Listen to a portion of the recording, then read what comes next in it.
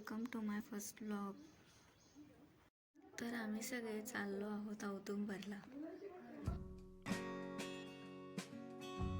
श्री क्षेत्र औदुंबर हे पलूस तालुक्यातील कृष्णा नदीच्या काठी वसलेले महत्त्वाचे जागृत दत्तक्षेत्र आहेत. सो आम्ही पहिल्यांदाच तिकडे चाललेलो आहोत. आम्ही पहिल्यांदाच औदुंबरला जात असल्यामुळे आम्हाला रस्ता ठीकसा माहीत नव्हता. आम्ही भेटायला गेलो आता.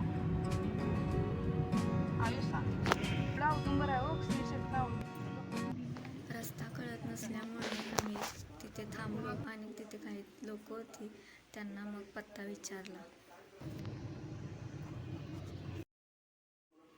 साधारण आम्ही बहुतेक 1 किलोमीटर पुढे आलो असेल. मग गाडी रिटर्न घेतली आणि मग आम्ही गाडी रिटर्न घेतल्यानंतर आमचं लक्ष तिथे बोर्डाकडे गेलं जिथे औदुंबरकडे जाण्याचा मार्ग लिहिला होता. मग आम्ही त्या दिशेने निघालो.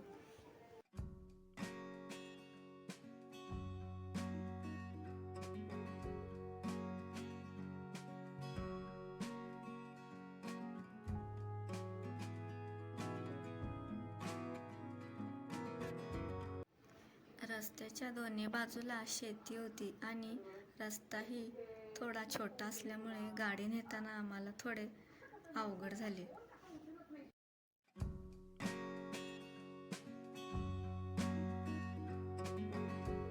पुढे गेल्यानंतर रस्त्याच्या दोन्ही साईडला मला केळींच्या बागा दिसल्या.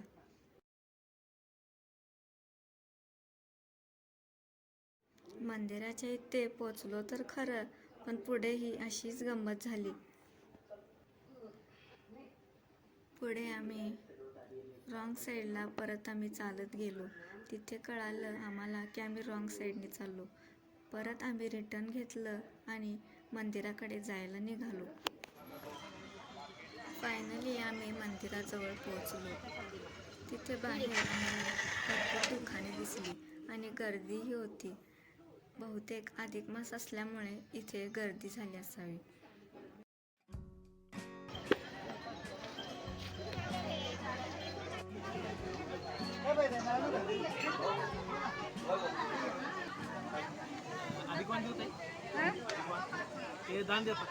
अधिक महिना चालू असल्यामुळे आम्ही एका ठिकाणी अधिकवान घेतले आणि मग मंदिराकडे निघालो.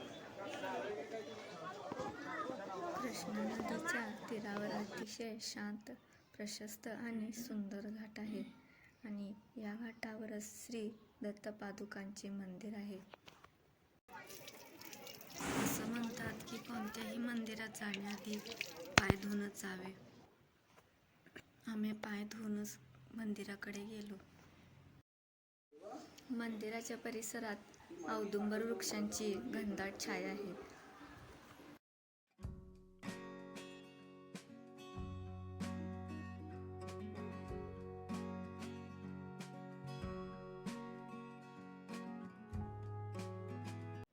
दर्शनासाठी खूप मोठी रांग होती.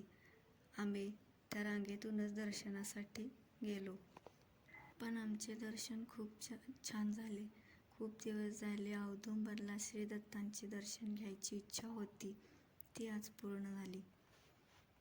पूजेचं सामान ज्यातून दिलं होतं ती बुट्टी आम्ही रिटर्न केली आणि तिथे जे काही वस्तू होत्या ते बघण्यासाठी आम्ही तिथे थांबलो. तिथे आम्हाला रांगोळीचे छाप दिसले. शंख, गोपद्म, वेगवेगळ्या रांगोळीचे प्रकार तिथे होते.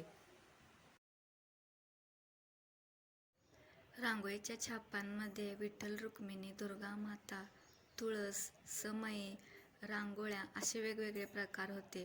पण आम्हाला शंख, गोपद्म, गाय, वासरू यांचे छाप हवे होते, सो ते आम्ही घेतले. तिथे पितळच्या खूप छान देवांच्या मूर्त्या होत्या. तिथे घेण्यासाठी खूप छान छान वस्तू होत्या. या व्हिडिओमध्ये मी तुम्हाला वेगवेगळ्या पितळच्या मूर्ती दाखवत आहे.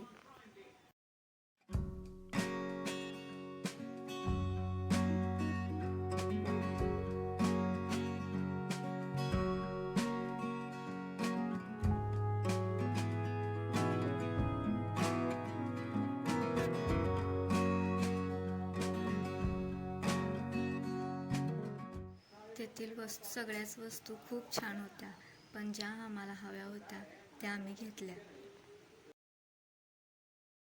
पुढे गेल्यानंतर आम्ही थोडा उसाचा रस घेतला. तोपर्यंत बाहेर बघतो तोपर्यंत असं ढगाळ वातावरण झालं होतं. खूप छान वाटत होतं मंदिर परिसरामध्ये. पुढे गेल्यानंतर आम्हाला खाऊचं दुकान दिसलं. ते बघून आम्हाला लहानपणाची आठवणच झाली. तिथे लेमन गोळ्या, पानगोळी, वटाणे, फुटाणे हे सगळं बघून लहानपणीची आठवण झाली. कोणाकोणाला हा खाऊ बघून लहानपणीची आठवण झाली त्यांनी नक्की कमेंट करून सांगा.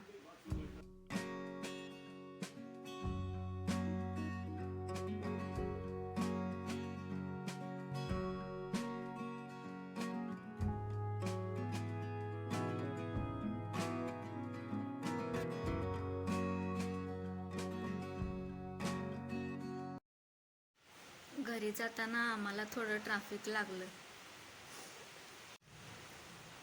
पण दिवस खूप छान गेला. तुम्हाला आजचा व्लॉग कसा वाटला हे कमेंटमध्ये नक्की सांगा.